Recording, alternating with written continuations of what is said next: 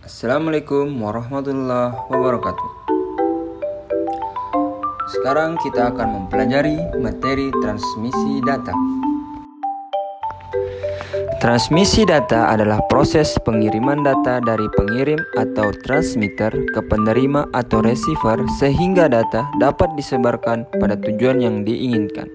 Tidak hanya dari pengirim atau ke penerima point to point, transmisi data juga dapat terjadi dari suatu pengirim ke banyak penerima atau point to multi-point. Selain membutuhkan transmitter dan receiver, transmisi data juga membutuhkan media transmisi untuk menyebarkan datanya. Media tersebut meliputi kabel, jaringan, router, modem, dan lain sebagainya. Lengkapnya, transmisi data ini memiliki beberapa bagian atau unsur penting agar dapat dilakukan, yaitu pertama, media pengiriman atau yang biasa disebut transmitter yang melakukan proses pengiriman data. Yang kedua yaitu penerima atau biasa disebut receiver yang menerima data. Dan yang ketiga, medium atau kanal atau yang biasa disebut channel, yakni merupakan saluran transmisi dari data atau informasi dari dua objek berbeda tersebut. Secara umum, medium atau kanal adalah benda di mana data akan bergerak dari pengirim menuju penerima.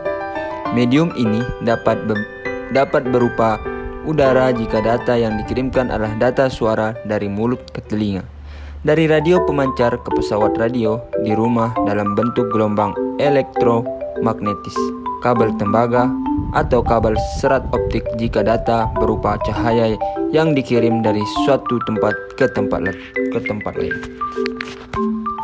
Lantas, sebetulnya apa fungsi dari transmisi data ini? Tentunya sudah jelas bahwa transmisi data dilakukan untuk menghubungkan transmitter dan receiver agar dapat melakukan pertukaran data atau melakukan komunikasi dengan aplikasi seperti melakukan panggilan suara atau telepon, terkoneksi ke internet, mendapatkan kanal radio, menampilkan informasi dari komputer lain, dan sebagainya. Paket data yang dikirimkan dalam transmisi data memiliki kualitas atau bentuk tersendiri yang harus terpenuhi agar dapat ditransmisikan dari pengirim ke penerima melalui medium yang sesuai. Transmisi data komputer merupakan jenis transmisi data yang umum terjadi saat ini, karena hampir semua perangkat elektronik yang digunakan adalah komputer yang memiliki format data yang sama. Oleh karena itu, pemahaman tentang paket data sangat penting. Sebagai contoh, dalam jaringan komputer dan internet, data tidak dikirim dalam ukuran yang besar karena dapat mengalami kendala dalam kecepatan transmisi dan kendala pengiriman. Dalam jaringan komputer, data dikirimkan dalam bentuk paket data yang berukuran kecil yang disebutkan datagram atau data packet. Paket switching yaitu transmisi data menggunakan data package memiliki langkah, teknik, atau umumnya cara untuk melakukan transmisinya tersebut. Salah satu cara yang paling banyak digunakan adalah package switching. Package switching adalah salah satu cara transmisi paket data di mana data akan dipecah ke dalam beberapa paket data dan dikirimkan secara independen dari titik awal ke titik tujuan. Sesampainya di tujuan, paket-paket data tersebut akan disusun kembali dengan urutan yang sesuai dengan menggunakan informasi yang ada pada header paket. Pada setiap tahapan, pengiriman data akan sampai pada node yang berisi router yang akan melanjutkan proses pengiriman ke tujuan. Pendeteksian kesalahan merupakan langkah penting dalam mengendalikan kesalahan saat proses pengiriman paket data. Beberapa metode yang umum digunakan untuk mendeteksikan kesalahan antara lain yaitu pertama, parity check. Metode ini menggunakan perhitungan banyak bit 1 pada data yang dikirimkan. Parity genap memastikan jumlah bit 1 genap, sedangkan parity ganjil memastikan jumlah bit 1 ganjil. Yang kedua yaitu checksum. Checksum adalah metode untuk mengecek apakah data yang dikirimkan mengalami perubahan atau korupsi. Checksum dihitung dari blok data dan ditambahkan pada bagian akhir blok. Penerima akan menghitung checksum ulang dan membandingkannya dengan checksum yang dikirimkan jika tidak cocok. permintaan pengiriman ulang data akan dikirimkan. Yang ketiga yaitu CRC atau Change Redundancy Check. CRC adalah metode perbaikan kesalahan yang melibatkan penggunaan algoritma untuk menghitung nilai CRC dari data. Penerima akan menggunakan algoritma yang sama untuk menghitung nilai CRC dan membandingkannya dengan nilai CRC yang diterima. Jika tidak cocok, permintaan pengiriman ulang data akan dikirimkan. Dalam pengadilan kesalahan pengiriman data terdapat juga metode perbaikan kesalahan, yaitu yang pertama backward error correction. Metode ini melibatkan permintaan kembali pengiriman data dari pengirim ketika data terdeteksi bermasalah. Metode ini berefisien untuk koneksi yang dapat mengirimkan permintaan kembali, seperti koneksi serat optik. Yang kedua yaitu forward error correction. Metode ini menggunakan algoritma perbaikan kesalahan untuk mengembalikan data yang terkorupsi. Penerima harus mengetahui bit mana yang rusak untuk melakukan perbaikan, misalnya dengan menggunakan parity bits.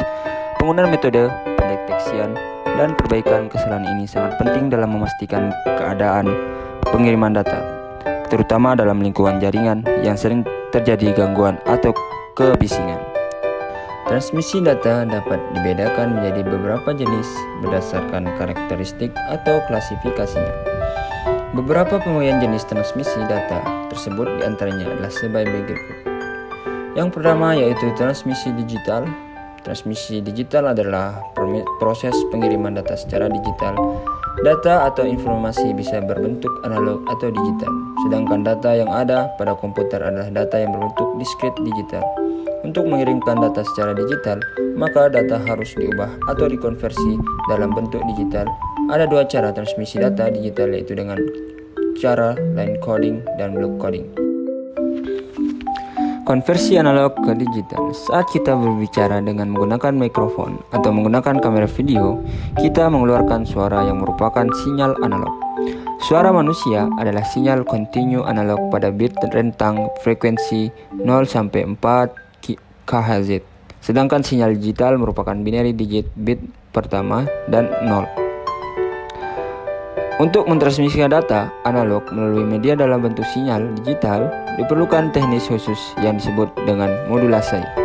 Salah satu teknik yang paling sering digunakan adalah pulse code modulation atau PCM, yaitu adalah teknik mengubah gelombang analog menjadi data digital dengan 3 langkah, yaitu sampling, kuantisasi, dan pengkodean. Di mana penjelasannya itu adalah yang pertama itu sampling. Sinyal analog disampling pada interval waktu tertentu untuk mendapatkan sampling rate terbaik. Sampling rate terbaik menurut teorema Nyquist adalah paling tidak 2 kali frekuensi tertinggi sinyal. Sebagai contoh, range pendengaran manusia ialah 20 Hz sampai 20.000 Hz. Maka menurut Nyquist, untuk menangkap frekuensi dengan lebar tersebut diperlukan 40.000 Hz atau 40 kHz sebagai sampling rate.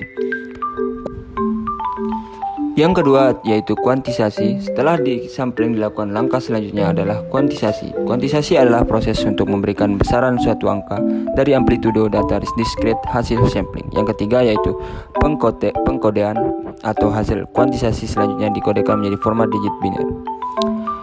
Transmisi analog adalah proses pengiriman data secara analog. Data yang akan dikirimkan dapat berupa data analog atau digital. Data analog tidak dapat langsung dikirimkan. Data ini harus diubah menjadi sinyal analog agar dapat ditransmisikan.